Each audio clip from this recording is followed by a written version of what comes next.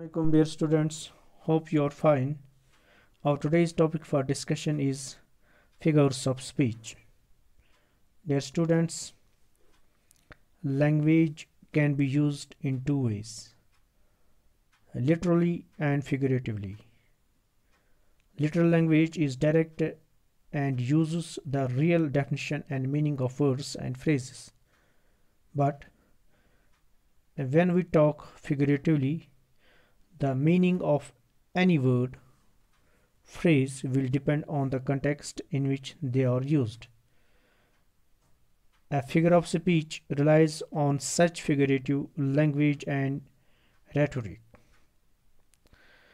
When using figures of speech, the words will diverge from their literal meaning to give a more stylized and specialized meaning to these words.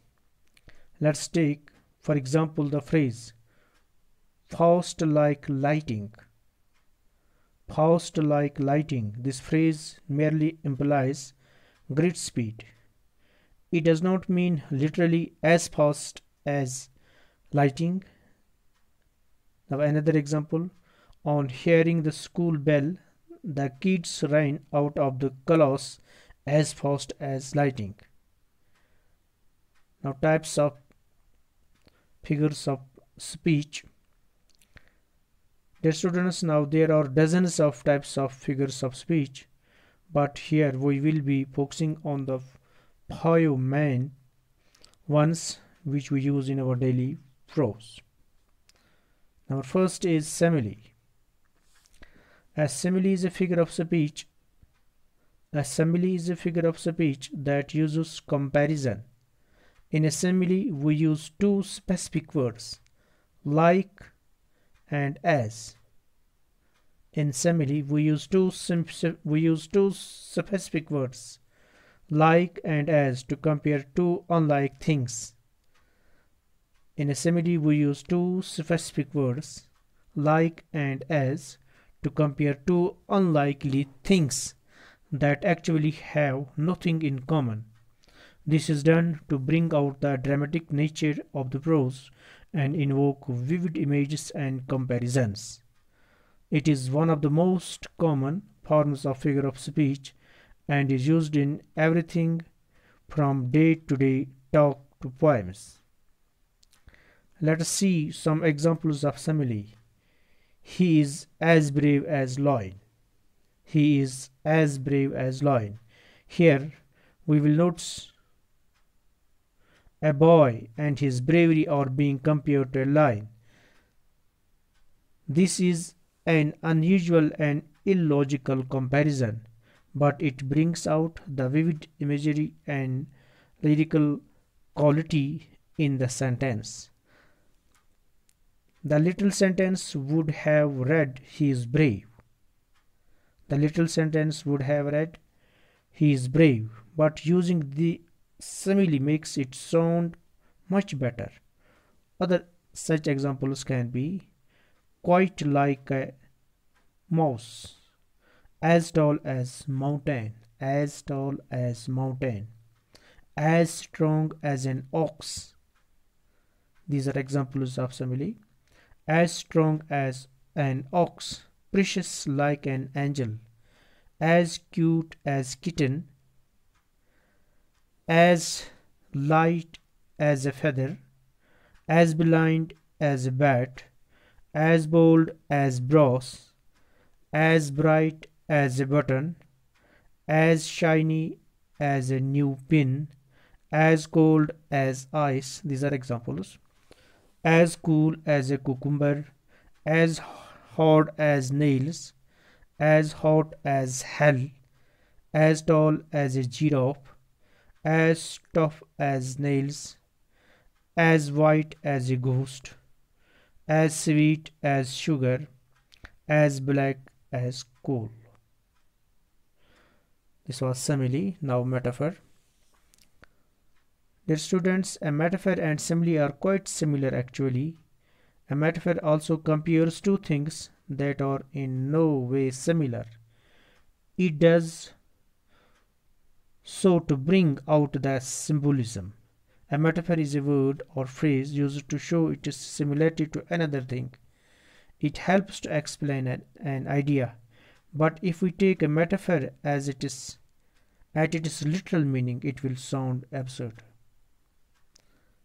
But if we take a metaphor at its literal meaning, it will sound absurd. An example of metaphor is Alex is a chicken. Literally, this sounds so very absurd. But this is a metaphor which suggests that Alex is a coward. Alex is a coward or frightened. It compares or implies that Alex is a chicken to bring out the symbolism. Some other examples are all the world is stage. All the world is a stage. All the world is a stage. That technology is a dinosaur, etc. Dear students, when a simile and metaphor seems to be very similar, when a simile and metaphor seems to be very similar, here, while a simile and metaphor seems to be similar, there is one basic difference between the two. There is one basic difference between the two. While a simile, here students, a simile and a metaphor seems to be very similar, but there is one basic difference between the two. In a simile, the comparison happens with the help of the word as and like. A metaphor will not have either of those two words, right? There is one basic difference between the two. In a simile, the comparison happens with the help of the words as and like. A metaphor will not have either of those two words, right? This is a big difference which makes the difference between metaphor and simile. Now the examples of metaphor. The classroom was a zoo. Mary's eyes were fireflies. The computers at school are old dinosaurs. He's a night owl. Maria is a chicken.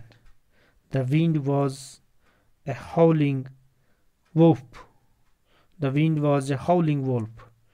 The falling snowflakes are dancers.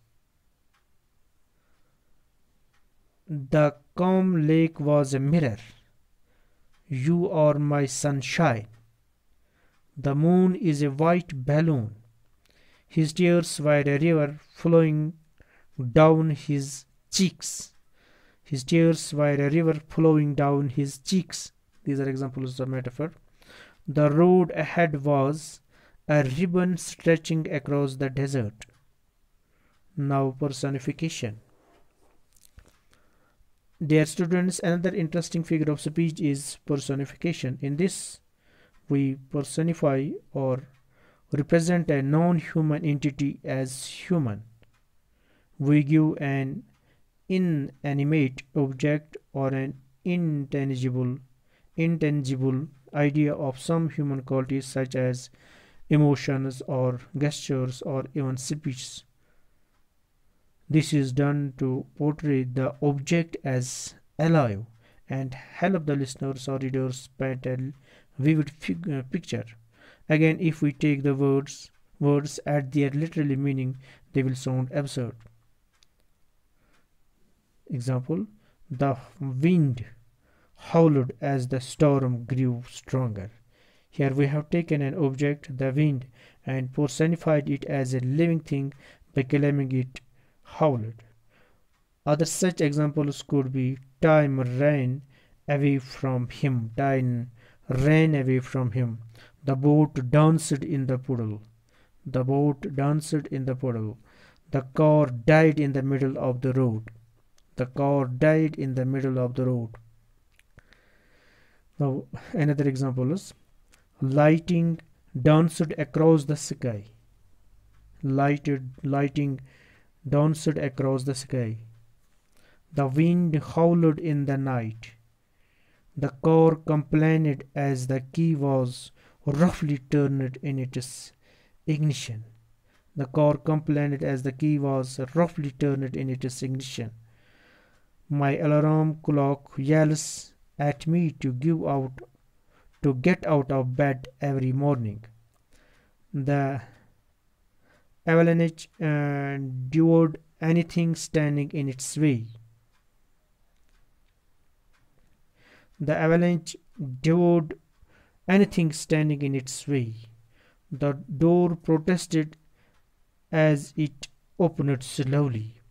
My house is a friend who protects me.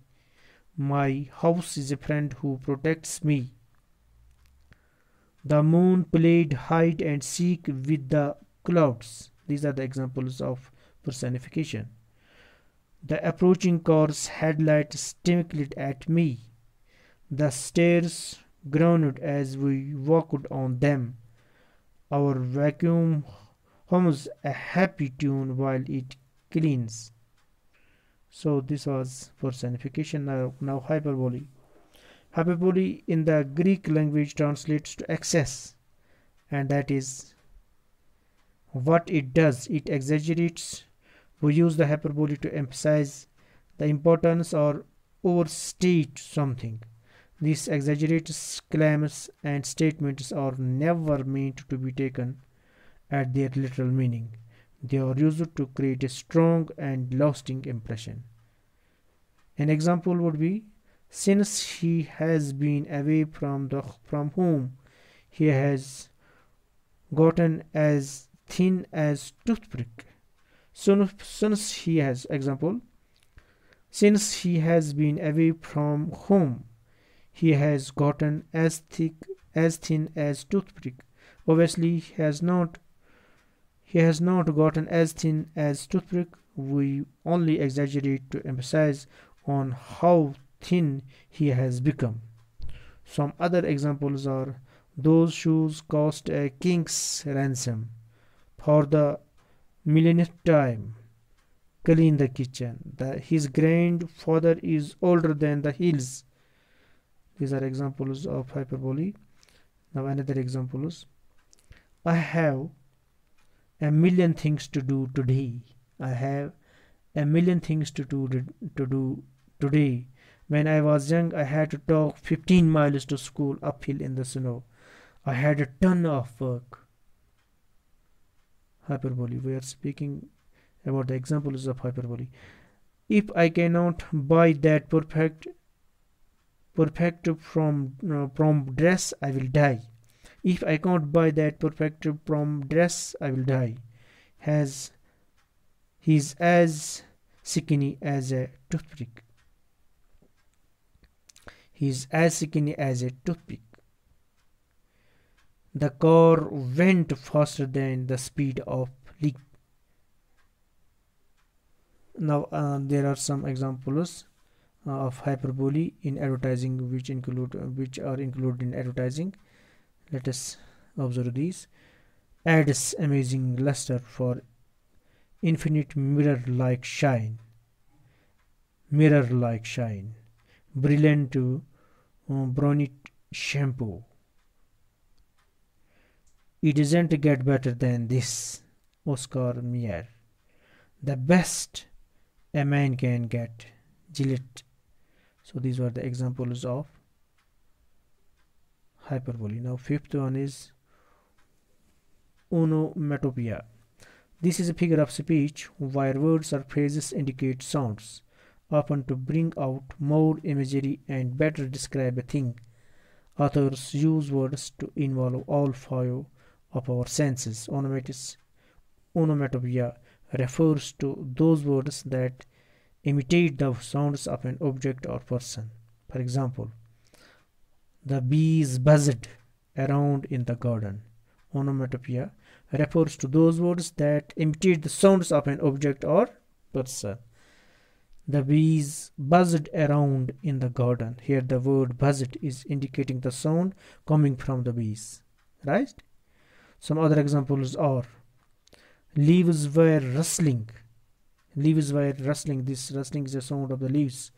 The door was squeaking. So this is squeaking. This is the sound of door. He closes the book with a thud. So this is again the sound. The buzzing bee. Now the example is: the buzzing bee flew away. The sack fell into the river with a splash. The sack fell into the river with a splash. The book fell on the table with a loud thump. He looked at the roaring. He looked at the roaring. The rustling the rustling leaves kept me awake. The different sounds of animals are also considered as examples of onomatopoeia. We will recognize the following sounds easily: meow, moo, nee, tweet, oink, ba. Thank you very much, आपका बहुत बहुत शुक्रिया.